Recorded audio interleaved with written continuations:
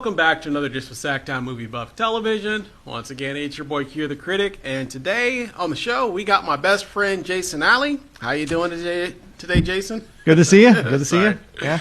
And today we actually have a special episode. We're actually going to be doing our top 15 films of 2024. So I don't know what your list looks like.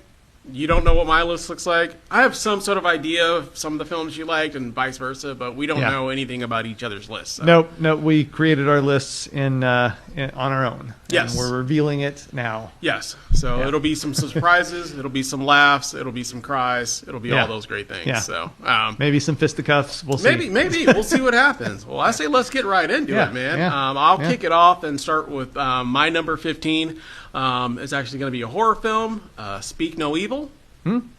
Yeah. Which I really enjoyed. I thought it was fun. I thought it was, I know it's a remake of a foreign film, I believe. Yes.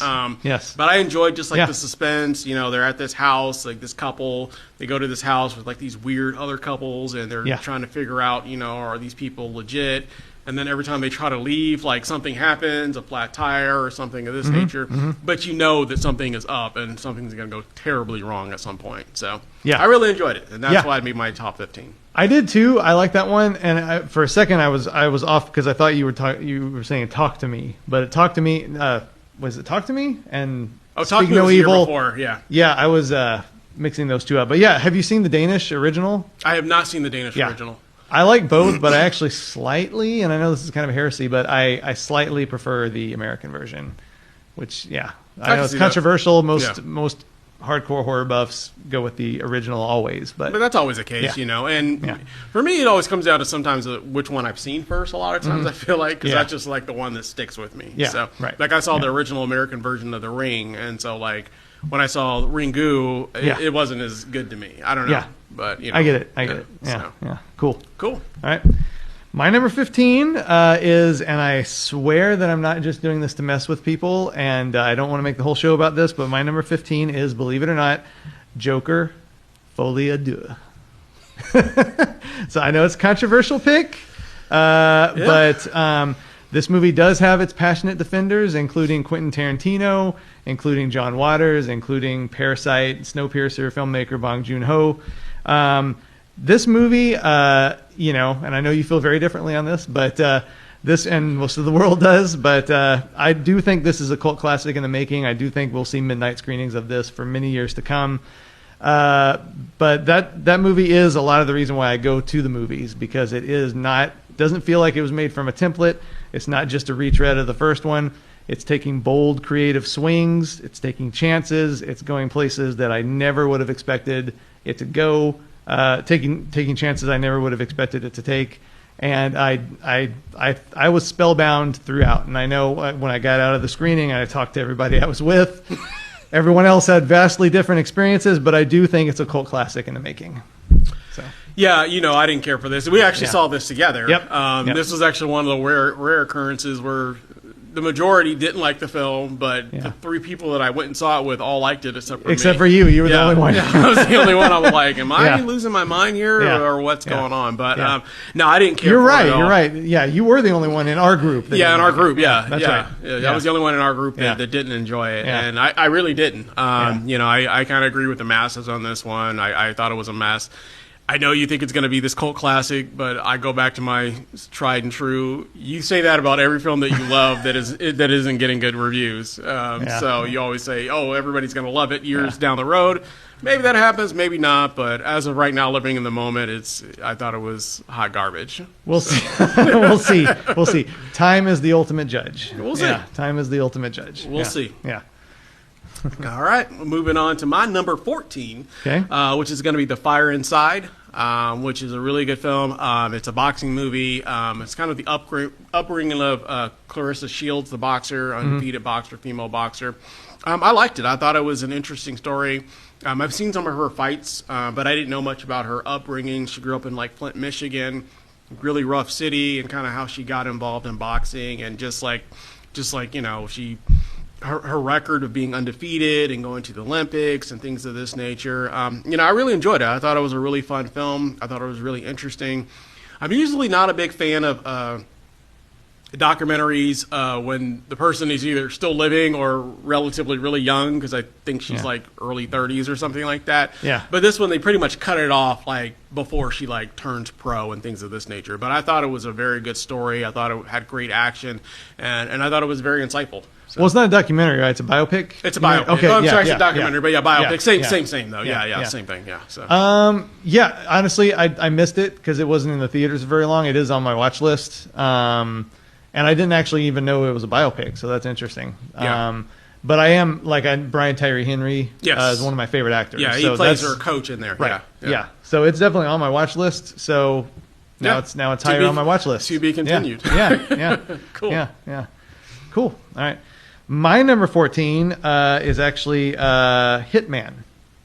Oh, yes. Yeah. So that was Richard Linklater's movie that was released on Netflix, but it did play in theaters. I was lucky enough to see it in a theater. It played some theaters for about 2 weeks before going to Netflix. I saw it down in LA.